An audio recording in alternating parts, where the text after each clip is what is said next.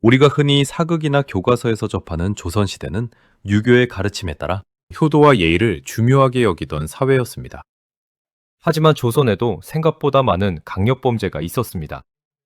특히 조선의 성군이라 불리던 정조대왕 시절에 당시 영남 지역에서 큰 논란이 된 사건이 하나 발생했습니다. 이 사건이 처음 시작된 시기와 장소는 왕실의 판결 기록인 심리록에 아주 정밀하게 기록되어 있습니다. 지금으로부터 약 250년 전인 서기 1792년 정조 16년 5월이었습니다. 학문의 고장이라 불리던 경상도 안동 땅에 유서 깊은 양반 가문에서 가문 내부의 갈등이 커지고 있었습니다. 그 주동자는 본처의 자식들과 재산 문제로 날마다 척을 지며 갈등을 빚던 서자, 즉 첩의 자식이었던 윤원서라는 인물이었습니다. 그러던 어느 날 가문 내부의 감정이 폭발하면서 서자였던 윤원서가 본처의 적장자이자 집안의 어른이었던 윤덕회를 심하게 폭행한 폭행 사건이 벌어졌습니다. 윤덕회는 폭행을 당한 뒤 몸과 마음에 큰 충격을 받았고 자리를 보존하고 시름시름 앓기 시작했습니다. 그리고 30여일의 시간이 흐른 뒤 결국 약 한 달 뒤 세상을 떠났습니다. 아버지가 첩의 자식에게 맞아 죽었다는 소식에 이 사건은 지역사회와 조정에서도 논란이 되었습니다. 정작 나라의 법적 판결은 황당하게도 무죄가 나왔습니다. 폭행을 당한 지 한 달이 넘은 시점에서 사망했기 때문에 구타와 사망 사이에 직접적인 인과관계를 입증하기 어렵다는 형조의 법리적 판단 때문이었습니다. 이 어이없는 판결 소식을 들은 윤덕회의 친아들 윤왕은 큰 원한을 품게 되었습니다. 국가의 법이 아비의 억울함을 풀어주지 못한다면 자식인 자신이 직접 복수하겠다고 마음먹었습니다. 그리고 아버지가 돌아가신 지 정확히 4년이 지난 서기 1796년 정조 20년 10월 15일 깊은 밤이었습니다. 윤왕은 시퍼렇게 날이 선 칼을 품속에 숨긴 채 아버지를 죽인 원수, 윤원서의 집 담벼락을 은밀하게 넘어 들어갔습니다. 방 안에서 깊은 잠에 빠져있던 원수를 발견한 순간 윤왕은 윤원서를 살해했습니다. 하지만 그의 행동은 여기서 끝나지 않았습니다. 사료에 기록된 그의 다음 행동은 당시에도 매우 이례적인 행동으로 기록되었습니다. 윤왕은 숨이 끊어진 원수의 배를 대검으로 갈라 그 자리에서 날것 그대로의 생간을 꺼내 입으로 씹어먹기 시작했습니다. 피비린내가 진동하는 방 안에서 원수의 생간을 삼킨 뒤 사체를 도려내어 나온 거칠고 붉은 창자를 자신의 허리춤에 허리띠처럼 칭칭 둘러맸습니다. 이 사건의 정황은 조선 왕실의 공식 기록에도 남아 있습니다.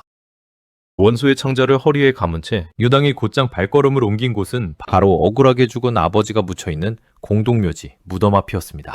그는 창자를 허리에 두른 채 아버지의 묘비를 붙잡고 통곡하며 원수를 처단해노라 보고했습니다. 그리고 날이 밝자마자 안동 관아의 문을 두드리며 스스로 관아를 찾아가 자수했습니다. 눈앞에서 원수의 창자를 몸에 감고 걸어 들어온 살인사건의 범인을 마주한 관아의 사또와 포졸들은 공포에 질려 온몸을 떨며 주저앉았습니다. 이 전대미문의 살인사건은 즉시 한양의 궁궐에 있던 정조대왕에게 급보로 상소되어 올라갔고 조정은 즉시 큰 논쟁이 벌어졌습니다. 법을 어기고 사사로운 복수를 감행한 잔혹한 범죄자를 조선조정은 어떻게 판단했을까요? 이 사건은 곧 조선시대의 법과 형벌이 어떤 기준으로 운영되었는지 보여주는 이야기로 이어집니다. 원수의 배를 갈라 간을 먹고 창자를 허리에 두른 채 자수한 윤왕의 사건은 조정에서 큰 논란이 되었습니다. 서기 1796년 정조 20년 10월에 발생한 이 사건을 두고 영의정을 비롯한 수많은 대관들이 날마다 편을 갈라 치열한 설전을 벌였습니다. 당시 나라의 법률을 집행하던 형조의 관리들은 윤왕을 당장 사형에 처해야 한다고 엄격한 법 집행을 강력하게 주장했습니다. 아무리 아비의 원수를 갚는 자식의 복수라고 해도 국가의 사법체계를 무시하고 사사로이 사람을 도려내어 죽인 것은 명백한 대역죄라는 이유였습니다.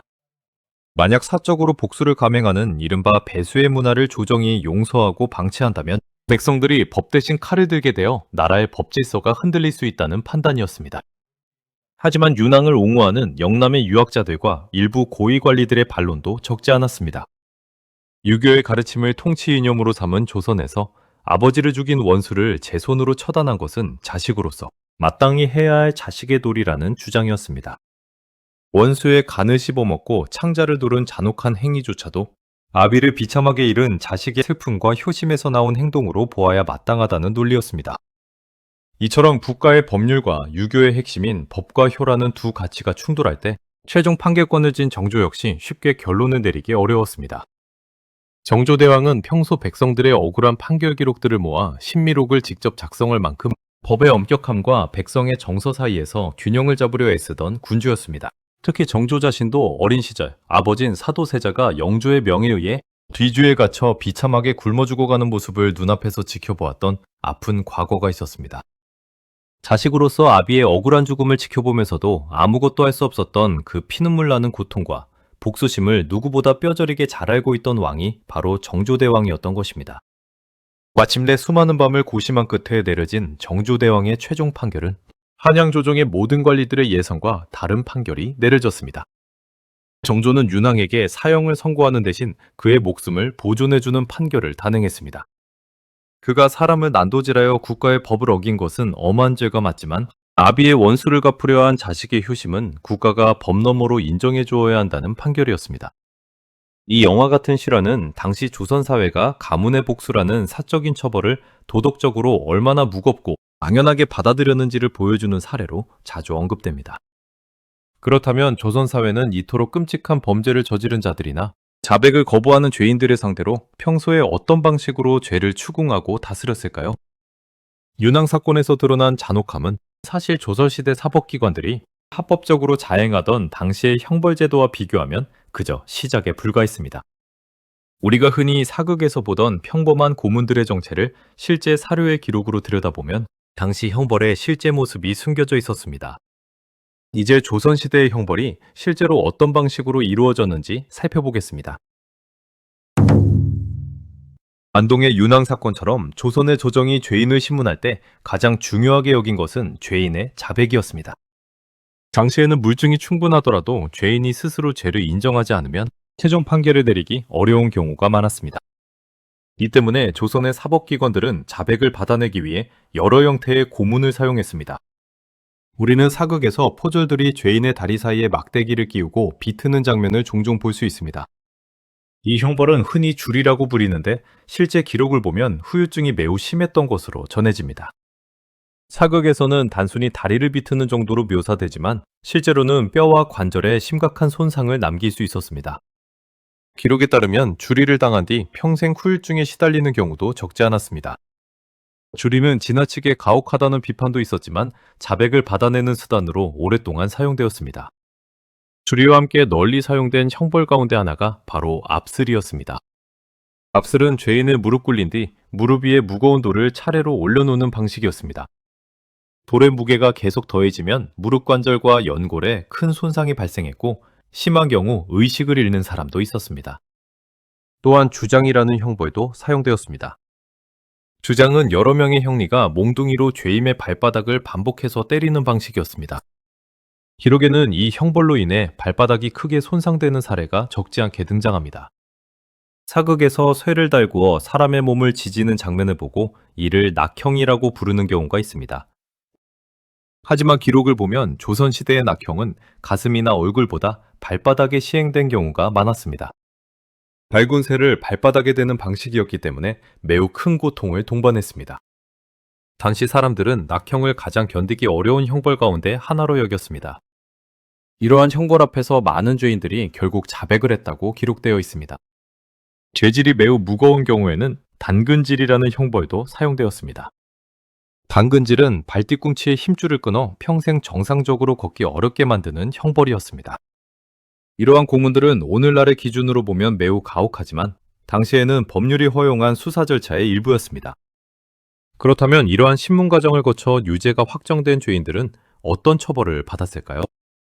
이제 조선시대의 사형제도와 사형 집행 방식에 대해 살펴보겠습니다.